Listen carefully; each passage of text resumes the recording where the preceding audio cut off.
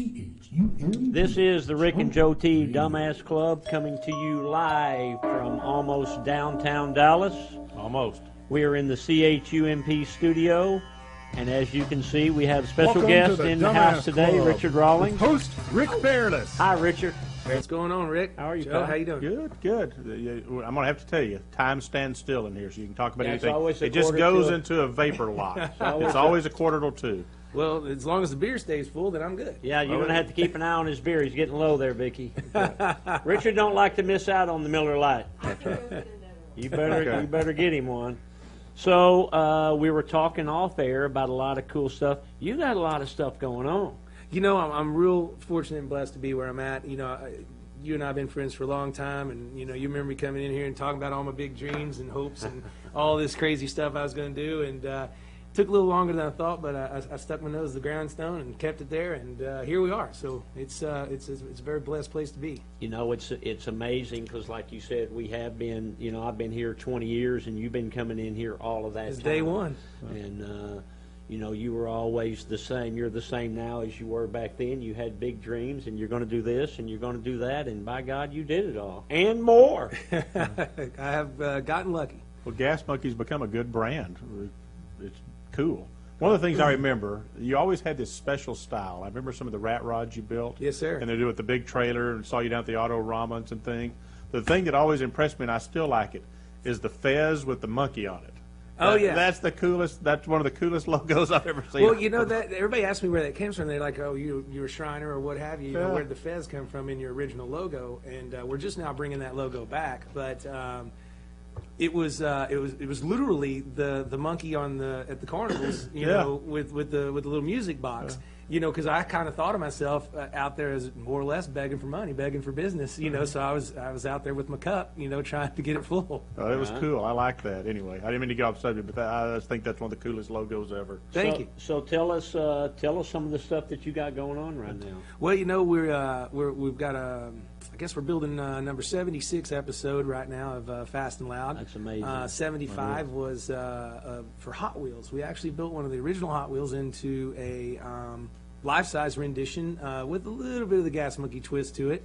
So that'll be out in probably January. Everybody will get to see that. But as far as right now on television, you're watching us build a 2005 Ford GT. Yeah. And it's got a lot of Gas Monkey attitude to it. And Airbags. yeah, Yeah. we're getting some hit from the purists that are I thinking like that it. we are completely demolishing and ruining this car.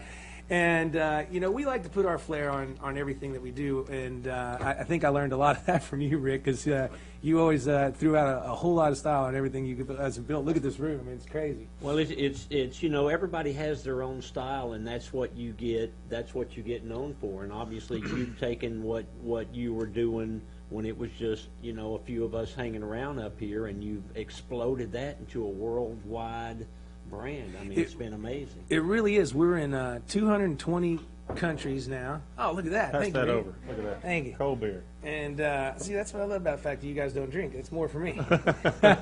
But, you know, we're in 220 countries. We're translated in like 40 languages. Right. And I sound extremely hilarious in German. Trust me, it's pretty funny to watch. But, you know, the show's doing great, and the other shows that we got coming online are doing really well. And Well, just, name the shows. well, we've got plug-in for those. Fast and Loud. We've got Misfit Garage, which is a lot of the guys that didn't make it at Gas Monkey Garage as employees. And then behind that, we've got a couple more shows coming out called Garage Rehab, Car Kings, and missing one, Garage Mahal. And all of those are being filmed as we speak. So And you get your demolition deal. and Demolition Theater. Forgot. Yeah, exactly. That's actually a pretty fun show to do. Yeah. It's some of the stuff that's out there on the internet is. So it's amazing that you have time to do all of that. Yeah, you know, it's. I'm always going. I hardly ever sleep, and my mind's always going. So I'm having a good time with it. And as long as I'm having fun, I'll keep to it. And What about some motorcycle stuff?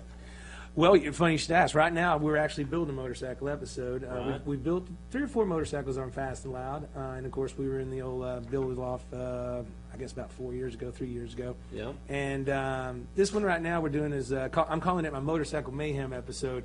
And what I did was I picked one bike that we're going to build, obviously, and it's our big build. But obviously, you can't have 7 guys building one motorcycle and getting away at each other. So I had a bunch of different stuff laying around, and I just threw it all out there and gave everybody a budget and told them, I'm going to pick the best bike, and whoever's bike I pick gets to keep it.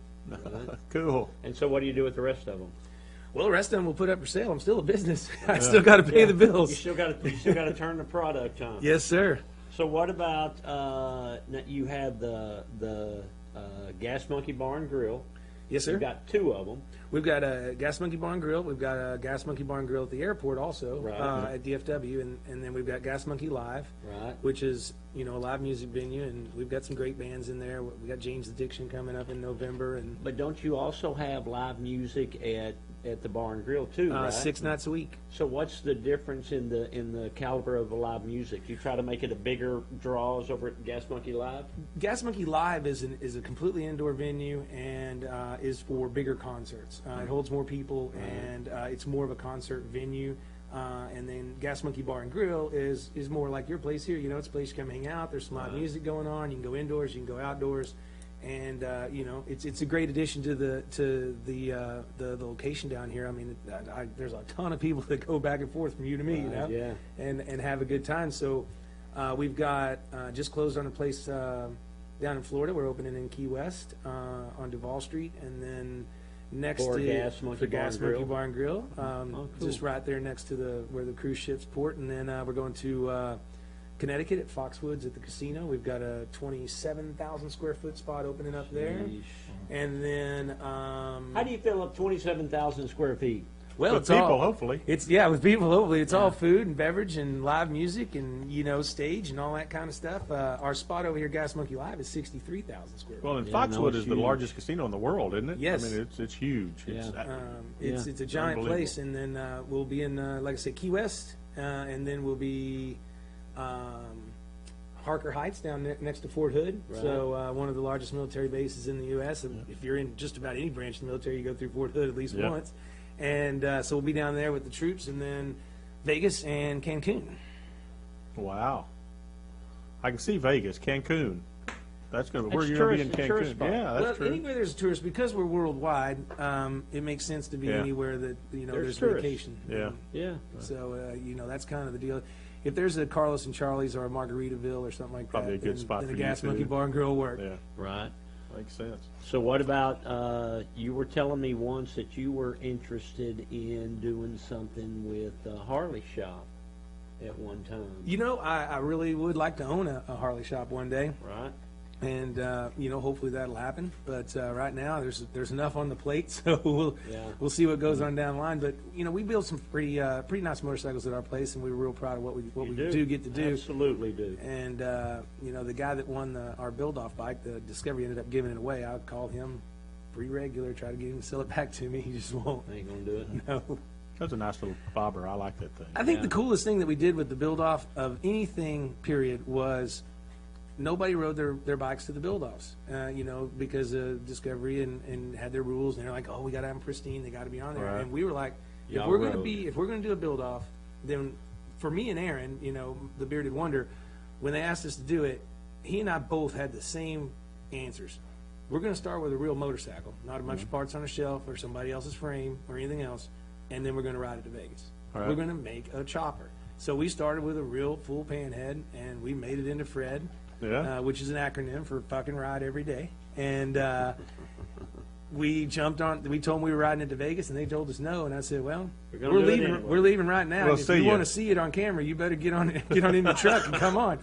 And it was pretty cool. And I'll tell you what, I bought a brand new Street Glide to ride behind Aaron, and he was on that little strip down bobber, Fred, and I smoked the clutch keeping up with it. That damn bike was fast.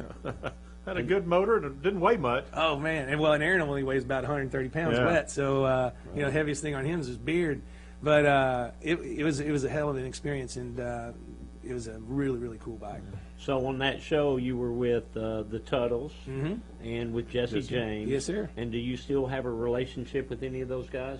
I see them from time to time. We run in the same circles, and what have you. So things change in the TV world and what have you. And I think that all in all, it was a really fun experience to be a part of. Right. So are the Tuttles? They're not even on. Do they have anything on I don't TV think so. anymore? No one does. It was, Yeah. that was the hardest part for me and Aaron when we were on stage, because we already knew that They those were shows out. were canceled, but the public didn't know it yet because they were still playing out the ones that were in the can. So Right. it was pretty rough being on stage with what would be considered our idols at the time and going against Well, them they in the had a good competition run. and I mean, knowing that they weren't on air anymore. And Right. it was pretty humbling, to tell you the truth. Yeah. Well, like I say, they had a good run. Everybody gets their turn, and that was Yeah. their turn. No, they had. They They had a did. damn good run, Yeah. 10 years and 10 203 episodes. Yeah. So, And I think they're doing okay, aren't they? I would assume so. Last I heard, they were doing. of all the stuff you've got going on, and which obviously is massive, what's your favorite? What do you enjoy, and what do you don't enjoy? You know what? Probably the coolest thing that I enjoy the most is the fact that of watching it grow. A lot of people got a false sense of Richard and think, oh, it's just about the money or what have you. I'm really more about building the entity and the brand and the business, and I really like those things. That's why I'm in all of these different ventures, and we just launched the tequila and all that kind of stuff. That's really, I'm more into what can I build and what can I do, and one of the greatest pleasures I get every morning is knowing all of the people that I employ rely on me to do what I have to do that day Right. to keep them and their family happy and fed and everything, and they got to do their job. So getting up in the morning and knowing that you're part of all of these people's lives is really cool. How many employees do you have right now? I mean, people would probably be shocked about how If many you you have. if you counted all of the companies that I own part of, it's well into this over 1,000. Wow. See, that's amazing. People wouldn't have known that. Just from an idea that you had years ago. Correct. I remember JoeT bought a hat from you, Yeah. a Gas Monkey. I wore it hat. out. Excellent. He did. It's a Gas Monkey hat he bought from you years ago, Yeah. before there was no such thing as Gas Monkey. Yeah. It was just an idea in your head, and you were selling hats. He bought. I bought one of the hats. It had the logo on it. Had the fez with the monkey on it. Yeah. Said Gas Monkey's really like the equivalent of, you hear about the rapper or the country singer that sold CDs out of his trunk. I mean, that's really where we came from. I came up with the idea, and I was lucky enough to stumble across Aaron. He's a mechanical genius, and one thing just kept leading to another, but getting it to TV was probably the hardest part. Yeah. How did that happen? Can you tell the story? Basically, it was part of my business plan was to Sure. get to that point. And it wasn't because I thought I was better or worse than anybody on TV. It was that TV at that time was very defeating when you watched it. You lay there, I'm a gearhead, you guys are gearheads, you're going to watch everything that's on TV. And then it's over, and you're like, well, shit, I can't afford a $300,000 motorcycle. Right. So what the idea was with Gas Monkey was to really build, a show around the average guy out there and what he can do in his garage. And now, of course, we've advanced a little bit, so you do see us build some supercars and some things. Right. But in general, most of our episodes are very average guy, cars that they can build, parts they can get, and, it's not this $400,000 monstrosity that 99% of the people can't have. Well, as I remember, your first stuff that I really noticed and saw and I thought was cool was the rat rod stuff. Yeah, we jumped on that pretty quick, and a lot of people were against it because I don't like the term rat rod personally, but it's the stuff I like you could the build in your style. garage. I Yeah. like the style, and it is the stuff that you could build in the garage. So that's what I thought was the most beneficial for us to go after. But we also wanted to build safe cars, so we built an amazing cars. I mean, there's several Model A hot rods that I built that I drove in the 150, 160 mile an hour range with, the AC blowing cold, the Bluetooth on, and everything else. Yeah. So, you're born and raised in Fort Worth, Texas. Yes, sir. And now you live in Dallas. Mm-hmm. Do you ever have any plans of living anywhere else? I really don't. I'm kind of like you, man. I mean, Dallas, Fort Worth is home, and I'm not leaving. And I've gotten lucky enough to travel to pretty much the whole United States, and there's a lot of beautiful places. But Dallas is I consider it home, and I'm not going nowhere. My roots are planted, and I like it. I mean, I always say if Dallas had a beach, nobody'd live anywhere else. That's right. That's what I think too. So, how often do you travel? You're traveling a lot, right? I'm traveling a lot. I'm usually on the road more than half the month. How much of the stuff, because I know some of it's TV and a lot of it's you, but I mean, which always intrigues me, you find these barn finds, or you find this one special holy grail car, a Mustang convertible, the first one, or something in these garages around here. How do y'all do that? Is that the production, or is that y'all? Nope. Or how does it really work? It really works. This is, I think, was what the secret sauce, so to speak, is of Fast and Loud. It still is my business, Gas Monkey, and it really is what we do. So production doesn't search the cars for us. They don't do any of those things. I search them every day. We go through the interwebs. I'm always finding that stuff. And you know, there's a never-ending source of it out there. Yeah. And we're a real business. I dare say that there's not any other shows that I know of currently that are 100% real businesses. Yeah, and we really are. I still have to pay all those guys, and they're all Gas Monkey employees. They're not employees of Discovery or, you know, the production house or anything else like that. We got to pay the bills each month, and we got to operate our business. So that's what I'm really proud of also. It's pretty funny. You've seen some shows come and go since I've been on the air, and those were the fake ones that they were trying to duplicate the magic. And you can't duplicate that with a cast or what have you. If you're going to have a real business and follow it, you know, the first time I lost money on a car with the cameras rolling, I mean, you'd have thought lightning struck the Discovery building, because they were like, we can't show that. And I said, well, it's business. Yeah, I said, it you happens. don't win on everything. I said, has every show you put out been a winner? And they're like, well, no. And I'm like, well, I lost money. But But you've probably gotten popular enough now that people are calling you something. That's They what go, I I was got gonna this, say, yeah. I got this car, and We- I know just where like this you car did is. when he walked in, the first thing you said, I said, is, you want to got buy a this car? first." I got a car. I need to sell you, Richard. I really That's do. I embrace social media from day one. I own the social media company that handles a lot of our shows and a lot of others. So we answer every single email, regular mail, phone call, you name it. And that's 90% of our business. We do another 30, 40 cars a month that you don't see on the show Sure. that float through there. And we'll get, you know, when we're on air, like we are right now, we'll get 500 emails a day. You know, and out of every day, there's 2 or 3 golden nuggets in there. Now, they're not home run balls, but if you can buy something and make 20, 30, 40% on, then that's good business. You never go broke It's making a profit, nah. whether it's $1,000 or 10,000. Exactly, and that's the really what we do is just I try to aim at making, you know, % on every car and move on down the road. And every once in a while, I stick one back for myself. I'm starting to get a pretty cool collection of stuff. But, Where do you keep those cars at? oh, I got a little building next to the main building, so we keep those over there. And How many true builds are y'all doing versus just flips and stuff? each episode we do about 2 or 3 flips, Right. and we build one true car. Okay. And so we're on episode 76. So as far as the show goes, we built 76 true cars from start to finish. Right. And we really do take these cars all the way down to the frames and all the way back up, and they are 100% custom, our way, everything. There's a lot of naysayers out there, and I always crack up because I'll get an email or I'll get a phone call, y'all suck, blah, blah, blah. I'm like, hey, gate's open, come by anytime if you want to see what's going on. Well, you can't please everybody, and it's just like he and I. We've been building bikes for years, and his style is absolutely the 180-degree opposite of mine. Mm-hmm. He uses every color. I use one. I mean, I'm real clean, but I love it all. I mean, I love the bobbers. I love the rat rods. I love the choppers. I love the diggers, everything. So Do you it's have just a kinda- certain style that you like to stick with, or you just like to turn it? We like the variety. I mean, and that's one cool thing about our show is we never build the same thing. I mean, there's a lot of hot rod shops that are Camaro shops or Mustang shops or what have you. Right. But we build just whatever comes to mind, or whatever I happen to get a deal on that week or one that fits. What it really has to do, the magic is coming down to finding the right car that sparks the imagination to do whatever it is that we're going to do to it. So we've built everything from 1930s to 2000s, and every show is always that different. And that's, I think, is what really is a cool thing about Fast and Loud, is we're allowed to do anything we want because it is still my business. But you said a word a second ago, and I'm going to ask Rick, because Rick, you've been around here forever. You remember a car called the Digger? Mike Manette built it. I don't think I remember that. Mike Manette built a car called the Digger about, golly, it had been in the 70s.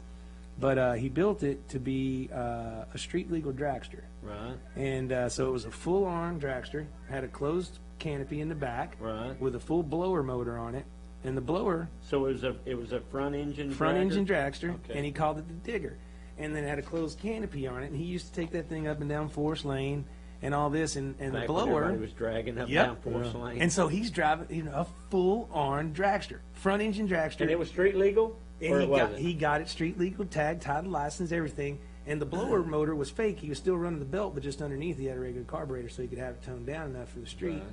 And it was an amazing piece of engineering. I don't remember that. I don't either. That car disappeared, and nobody knew where it was. And You found it. I found it. So shit. Oh, great. we're going to get that. We're going to bring it back to Dallas, and we're going to put it back on the road and will take be it out. cool. It is Where was it? amazing. Can you tell? I mean, now that you've got it, where the- was it? Where did it disappear to? Well, that's a This- future episode. It's a future episode. Okay, We don't want to ruin okay. it for Well, there you go. But it is a really cool piece of Dallas history, Yeah. and anybody in our age group for sure that used to go down to Forest Lane would remember it. But I think Rick's probably losing a little bit of memory over here. He is. And what Richard's talking about is Forest Lane is where everybody went to drag race. So, I'm born and raised in Irving, so we used to drag race in Irving over on California crossings, nature trails, and all that. So when you were a tough guy and you had a fast car in Irving, they said, oh, yeah, you Forest think Lane. you're fast? Take it over to Yep. Forest Lane because that's where the Dallas boys From are. Webb's Chapel to Inwood, up That's and down right. Forest, Memory Lane. Yeah, my brother had a '69 Chevelle 396 that was a badass, and we'd take it over there. And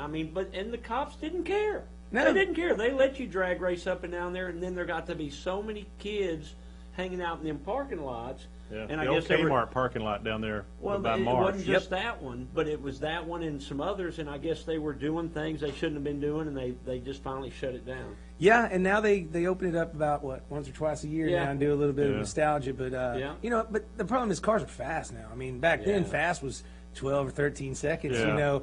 Fast. Well, is you couldn't race fast. very long because really it was just a start. That's what everybody did. They just take off and you'd try to get to the next red light, but the red lights were pretty close together over there. It was kind of back then. It was in the '70s. It was our version, Dallas's version of American Graffiti. It was cruising. Pretty It much. really was, and Yeah. it was a good time. I mean, I was was.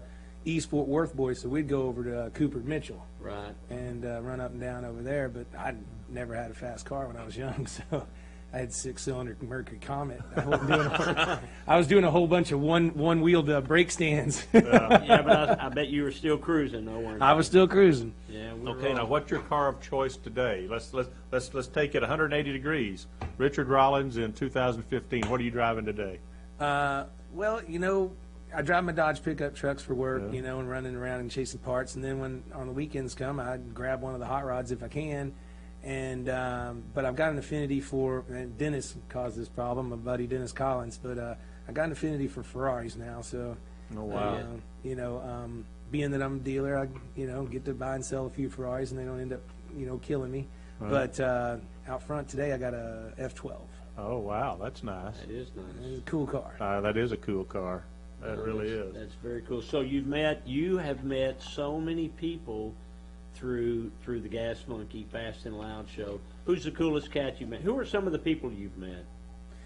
Oh man, that's a big one. I mean, we've met a lot of people, but I mean, the guy that I give the biggest props to is Chip Foose. Yeah. One of the nicest guys I know in the business, and I give him total credit for helping Gas Monkey get to the point where we're at. I mean, he gave us a shot on his show when we was just me and Aaron, and he pointed me in the right direction a few times and opened a few doors for us. So I mean, just the coolest cat out there. He is one of the nicest Yeah. people of all time, too. He's very Him and his nice family guy, are yeah. great people. We were at years ago. We were at one of the big hamster dinners in Sturgis, and Chip was sitting at our table. Yeah. And my wife was talking about she wanted 60 bet because that's when she was born. So he took the white napkin. Yep. And he in Took 30 your seconds, red pen. and my red pen, and in 30 seconds he drew a 60 Corvette on that damn napkin. Well, he's got a really nice, golly, I want to say it's a 55 or 6 vet that I brought back to his place in California for him. He was going to build for his wife one day, but I don't think he's ever done it. Right. And what have you. But super cool cat, and he really did help open some doors for Gas Monkey for sure. And, then, we got all the bands that come through. We had Motley Crue at the bar, and to get to hang with those guys, because that's, I'm a hair band guy from the 80s, and so the musicians that come through are pretty cool, and it's just all. Well, you got to meet Burt Reynolds. That's a Hollywood legend. Is the coolest thing ever. That if you want to talk about cool, I mean, we went to his house. I watched all those movies. That influenced a lot of my life. I had a '77 Bandit Trans Am when I was around 19. And, just the whole ball of wax. But what you didn't see on the show, and I'm already getting goosebumps, I might even well up and tear up, what you didn't see on the show, because the cameras were already down, was he walked away, and he comes back, and he goes, "You know what this is?" And I said, "Well, sir, I think everybody in the world knows what that is." And he goes, "Well, I didn't know who I was going to give this to, and I didn't want to figure out when I die." He goes, "So I'm giving it to you." I said, "I cannot take that, sir." And he goes, "You will." In just a total Burt Reynolds style. So on my desk at the office there is the Smoking Bandit hat. Oh, wow. That's very cool. Yeah, That it is was cool. super freaking cool. That is cool. I was like, it's just the way he said, "You will." I was like, "Sir, I couldn't take that." And he was like, "You will." And I was like, "Yes, sir." Do you keep in No touch choice. with him? I don't. He's getting elderly, and they're taking care of him, A little bit of ill health, I guess. and what have you. But he influenced my childhood all the way. I mean, most people think, Smoking Bandit or Cannonball Run, but I think more like Hooper and Stroker Ace. And Well, you had a connection through the Cannonball Run, too. I mean, that's yeah, we from talked the- about it. yeah. We talked about my Cannonball Run. He's like, "I can't believe you actually did that." He goes, "I just made the damn movie." He goes, "We didn't go run across America." Yeah. I said, "Well, Hal did, and Right. and all this." And we're actually working on doing, maybe getting another movie together, because where Cannonball Run, the movie, came from was how Needham and all his group Yeah. actually did it. And Right. so they had a ton of stories, and they did it several years in a row. And so they had all these stories, and said, "Well, shit, let's take this to Hollywood and see what we can do." Next thing you know, you got Dom DeLuise and Burt Reynolds and all Right. these people. So that's kind of where we're at now. Is I did it 4 or 5 times, and set the record once, and so we're gonna see if we can't get that resurrected. Yeah. Is it still going on? It's never been really a sanctioned event. It's Right, always it's- been more of either They a group tried of to do a buddies. sanctioned event for a while where they were timing things. But Yeah, that takes the kind of like, Yeah. that was no. But then there's the other side. Is it dangerous and stuff like that? And well, back then, you were running 90 or 100 miles an hour. Yeah, it's freaking dangerous. Now you can run 90 or 100 miles an hour, you get passed by a Honda Accord. With, or an 18-wheeler. Somebody. Yeah. So we averaged 87.6 miles an hour across the nation. And That was you and Dennis. That was me and Dennis Right. in a 550 Maranello, and we only physically stopped the car 4 times in 31 hours and 59 minutes. Wow. And it was crazy, and it worked out, and we broke the record that Yarborough and Hines set in 1979. Wow. So it was 20-something years. And that record still stands. There's a couple of people that have said that they have broken it, but I haven't seen any proof and what Right. have you, and I haven't seen any. How do they keep track of the proof? Well, nowadays it's easy because you got GPS trackers, Right. and you got toll tags and gas receipts and all kinds of stuff. So nowadays it's pretty simple, but Back then? back then I think it's just whoever was there first. I mean, it was they'd take some pictures and We're out of here at 12 o'clock, and we'll see Yeah. you in California. And I mean, when you think about the antics really do happen, because I do a lot of the Gumball 3000 and the bull runs, which are more like day-to-day events, Yeah. and they'll stretch on for 7 days. But the stupid antics of sticking somebody's car in the swimming pool or what have you, it happens. It really does on these races, and it's the funniest thing. I mean, we lost one time with with my buddy one day, and he goes, "Well, how about this? I'll make you bet that tomorrow me and you will come in first." And we were going from Miami to Key West. Long story short, he goes, "I'll bet you 25 grand. It's me and you first." And I said, "Well, all right, fine, dude, I'll take that bet, And I said, "I don't know how you're going to do it because there's police everywhere, and it's only one road, and there ain't no. So he goes, "Well, you just follow me." So in the morning, we took off at 8 o'clock, and everybody goes like a bat out of hell heading south, and he's heading north. And I'm following him. I'm like, "Where are we going?" We're on the radio. He goes, "Don't you worry about it."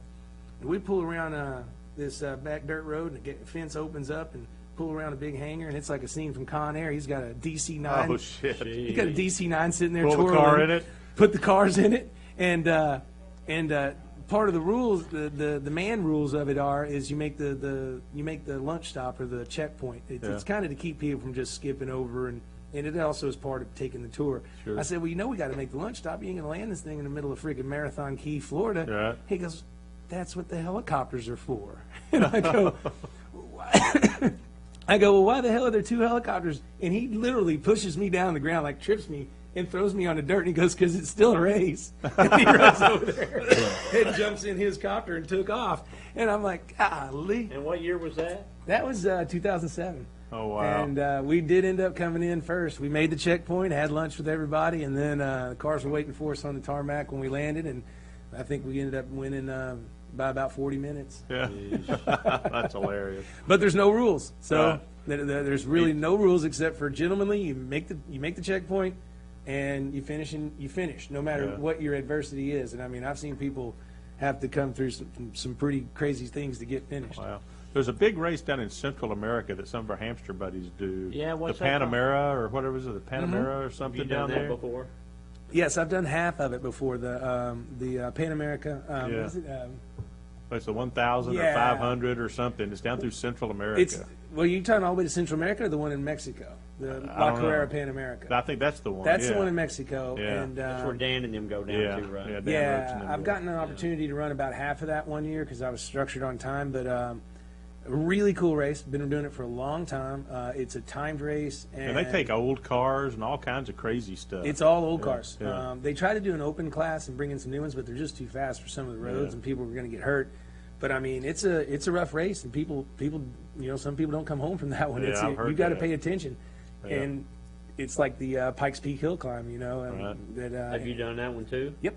Aaron did it. Y'all built a car. We built Yeah. the car, and Aaron raced it, and I ran the Pikes Peak truck that we built, more of just run up the hill first. I wouldn't say I raced it, but Right. that's one that you got to be paying attention to too, or you'll go off the other side and they won't find you for a while. Yeah, it's a ways down. It is a ways Some of down. that. Or all the roads, I've ridden my bike up Pikes Peak a couple of times, but it was in the early 80s, and a lot of the roads were still gravel. Correct. Are It's- they still gravel now? It's cement all the way to the top Yeah. now. Oh, okay. And Okay. it's not for the lighthearted, and it's not for the weekend warrior that just thinks they're going to get on there and go fast, because Right. that gets you hurt. So Aaron's real into the actual racing, sitting in the driver's seat. Yeah. I'm more into the racing and sitting on the business side. I've got a top fuel team now that I've partnered with Hinnon Motorsports, and we're doing real good, and partnered with Laughlin Motorsports, and we've got a pro stock team. So we're running both of those in the NHRA next weekend down here in cool. Ennis. Yeah. And then my And you got a lot of stuff going on. we got Gas Monkey Monster Truck will start up next year. Also, we'll be So debuting you're going to run at the Monster Jam? at the Monster Jam at Texas at Cowboy Stadium. We there. go to that every year. My son loves it, so we Well, have to go to Monster Jam. I'll tell you what, you can have some tickets off of the Gas Monkey. I'll get you and your son some good seats. But we'll be coming out with our truck. So are y'all doing the truck, or are you partnering with somebody to do that? We're partnering with somebody to do it. We designed it and are building the body and a lot of the components. And then we've hired our driver and got I assume it's gonna be a Dodge 18 truck. regulars. Nope. Not? It's a 70 Dodge Super Bee body. Oh, wow. In sassy ass green, and I mean it's Okay. going to be cool. Yeah. And so That we'll will be be cool. we'll be having some fun and doing probably, I don't know, I think it's 16 Monster Jam events next year, Yeah. and it's a lot of fun. As a matter of fact, I go next, I think in 2 weeks I go to Monster Truck University, which is up in Illinois somewhere. learn where how they're to do all going to that? teach me how to drive. And, Oh, wow. Yeah. That'd be fun. yeah, so That will be fun. oh heck, getting to crush something like Well, my that. son, I'll tell you a quick story. My son, he's a monster truck. He loves them. He's 4. He's 4, but he loves monster trucks. Very cool. Anyway, our buddy Tex, Tex Dorman up in Sanger? I think he so. used to be the announcer for all the monster jams and stuff. Anyway, he called me one day and said, "Get Bundy and come up here." I said, "What do you need?" He said, "Go get him and come up here."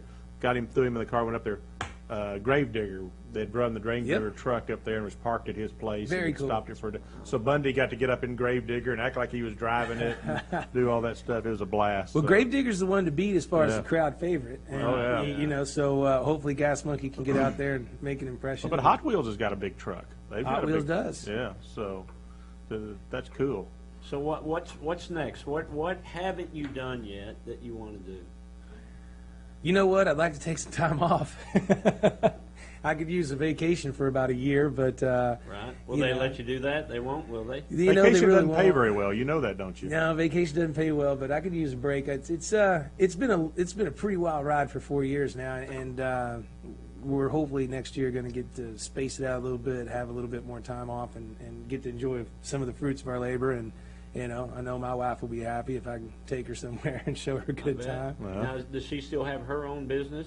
Oh yeah, she owns one of the largest home healthcare companies in Texas, Yeah. and she does great with that. And it's a cool business to be a part of. I'm a part of it from afar, but she's a wonderful, smart lady. I'm very lucky to have gotten her back. I lost her there for a while, but we got remarried in January this year, and Good for you. everything's good. Yeah, that's like you remarried your first wife, and I remarried mine. It's like you love her so much you married her twice. Exactly. Yeah, either that or I just trying to keep her imprisoned. I don't know. One or the other. Depends who you ask. Right? Exactly. Yeah. So what are you going to do next? What are you going to do? Right now I'm just concentrating on keeping the shop going and building Gas Monkey as a brand and as a lifestyle, and we're really all about family. I mean, that's I think the really cool trick about Gas Monkey is it's not this machismo, I'm cooler than everybody stuff that used to be on television, and I got grandmas and young kids and infants and whole families that get together, and that's what I really like. I mean, it's really cool to know that it's a family show that they get together and they watch it and they enjoy it. Right. So I'm going to stick to what I'm doing and Good. See what comes around the pike next. But as long as there's hot rods to be bought and cold Miller Lite to drink while you're sitting around staring at them, I'm good to go. Not a bad life. No, I like to think I'm the smartest guy in the world. I figured out how to play with cars and drink beer and get paid for it. That's a you know what, when you write it down like that sounds pretty smart. Yeah, that's not a bad deal. We got anything else for Richard? He's on a schedule, Oh, I'm fine. October 17th, don't you have something going on at Gas Monkey Live? Celebrity car show, yeah. Yeah. Is that at Gas Monkey Live? Yeah, I believe so. Okay. Because we're supposed to go over there with the Rumble Against Cancer. Yeah, you're taking some bikes there. Joe told me yesterday. Yeah. Joe Gear is yeah. he's one of the guys with Rumble Against Cancer. So we're Oh, I going got to to be check out into that because we've got the Gas Monkey Foundation too, but we're more focused on Alzheimer's because my dad literally doesn't know who I am half the time, and I call it taking care of the old kids because I mean they really do almost turn back into children. They do. And, it's not almost. They literally turn back into where you're taking care of them. Correct, and you got to do that. And so I'm really happy that Gas Monkey Foundation gets to do a lot of that. And we take care of a lot of families and do a lot of good with that. It's pretty cool to be able to give back.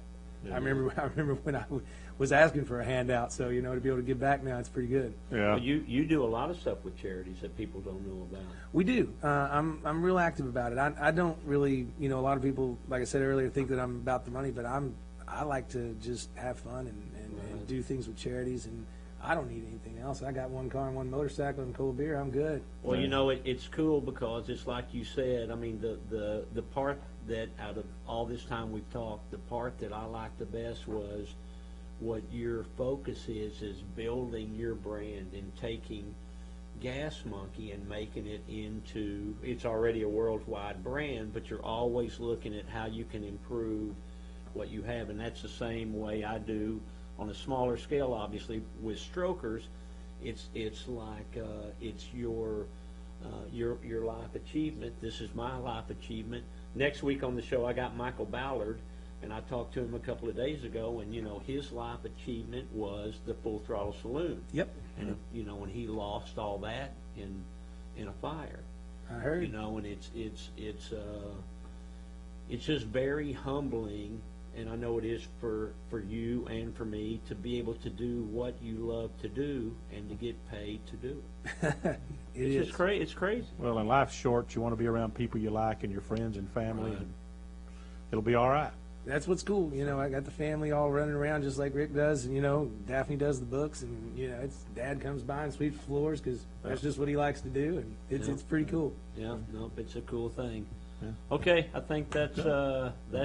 I Right on. appreciate you being on the Yes, show. sir. I I know do. it's, Thanks for coming by, Richard. It's think always I'll- good to see you. It's a lot of time. I need another hat. I need to come over and buy a hat. I will give you a hat. Several of them. We were running late because of technical difficulties, and so I appreciate you sticking with us. This has been the Rick and JoeT Dumbass Club, coming to you live from almost downtown Dallas in the CHUMP studios with my good buddy, Richard Rawlings. Thanks, sir. Richard, Right on, thanks. guys. Thank you. It's good to see you. Next week, I think she's already hit us. Oh, go ahead. Next week, like I was saying, Michael Ballard from Full Throttle Saloon will be our guest. Y'all check us out at shopstrokersdallas.com and come see us. See See ya. ya. Peace.